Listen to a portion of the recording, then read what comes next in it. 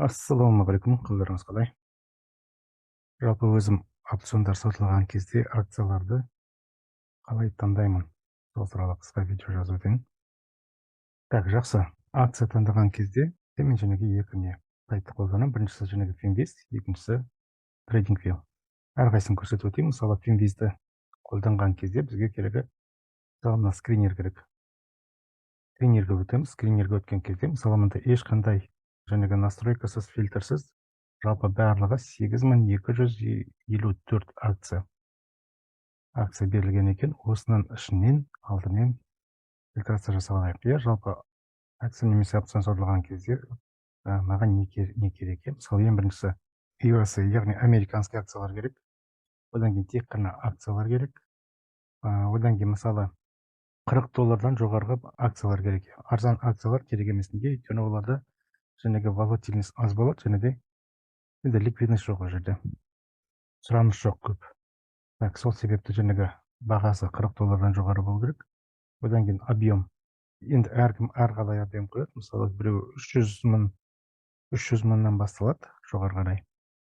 Енді біз 1 миллионнан дейік. Одан кейін ATR дейді, атар. Атар ол жәнеге бір күнде орташа қанша жүреді. Маған керегі, именно опцион сатылау үшін маған керегі кемінде $2,5 жүру керек. $2,5–3 жүру керек. Одан аз жүретіндер, мысалы, нормальный табыс бере алмайды. Сол себепті минимум $2,5–3 жүретін акциялар керек. Так, осылардан енді фильтр жасайық. Мысалы, және country, страна Америка. Енді одан кейін индустрия деп тұр. Мынада тек қана бізге акциялар ғана керек. Так, одан кейін прайс тұр. Прайс бізде және айттық $30–40 жоғары дедіге, over 40.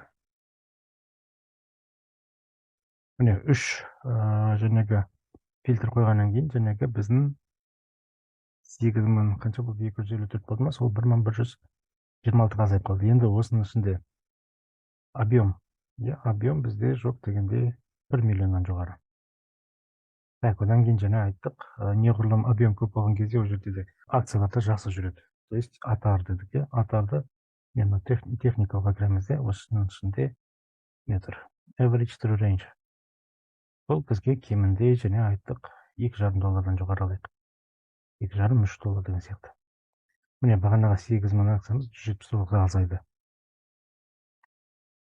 Осы акцияларды енді әрқайсына бір қарап, так, жаңалық шыққан ғой деймін. Резко төмен түсіп кеткен екен. Осылай жәнеге керек акцияларды таңдап аламын. Так, енді бұл жерде графигін қарау ыңғайсыздау, жалпы Finvizда. Бұның барлығын графиктерін негізі неден қарауға болады? TradingView'дан. Енді TradingView'да қалай жасайды? TradingView'ға өтейік. Так, мысалы, бұл жерде мына жердегі списокты босатып қойдым. Бәрін удалить. Бұны босату үшін мына многоточиеге басасыздар, очистить список дейсіздер. Графиктің астында скринер акции деген жазу бар.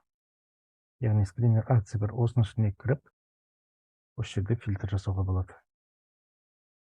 Так, тип инструмента дейді, обыкновенный акции, депозитарный, ETF. Бізге керегі обыкновенный акция тұра берсін. Алар қажет емес. Первичный жер галочка тұра берсін. Мына жақта биржа бізге керегі жәнеге Америка керек. NASDAQ пен NYSE керек.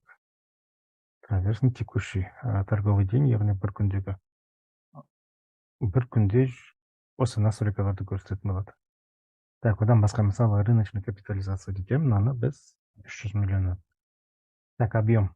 Және айтқанбыз, оборот бізде 1 миллионнан жоғары.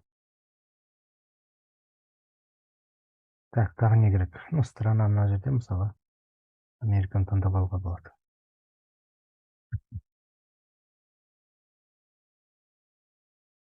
Так, міне мысалы 836-қа азайды. Енді бізге бұл тізімнің бәрін осы жердегі акцияларды мына тізімге қосып қою керек. Оны қалай қосады? Ctrl-A бассақ, Ctrl-A дегеніміз выделить все деген сөз. осының бәрін бірге выделять етеміз да, одан кейін оң жақ кнопканы басып, добавить выбранные символы в список.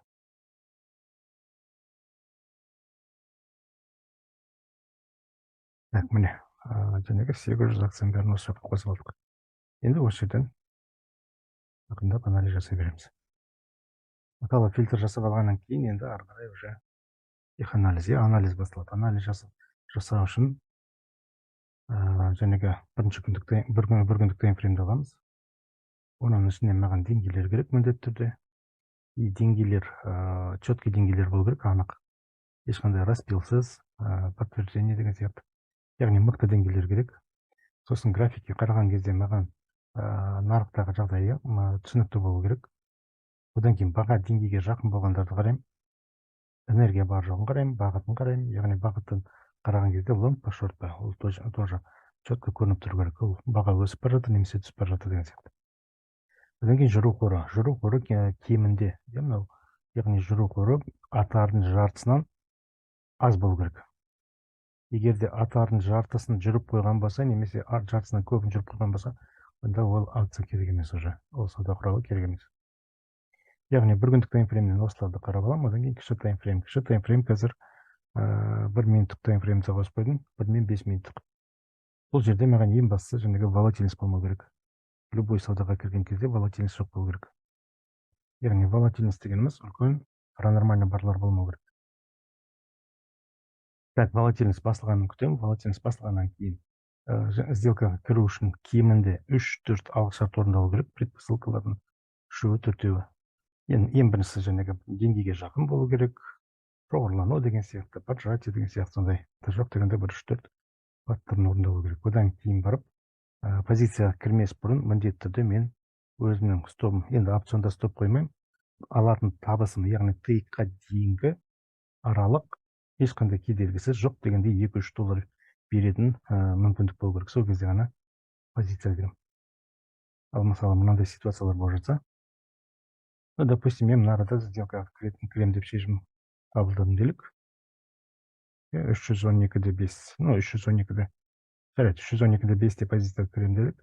Енді маған керек 2-3 доллар, кемінде 2-3 доллар жүру керек. Яғни 14-те 5 немесе 15-ке дейін жүру керек.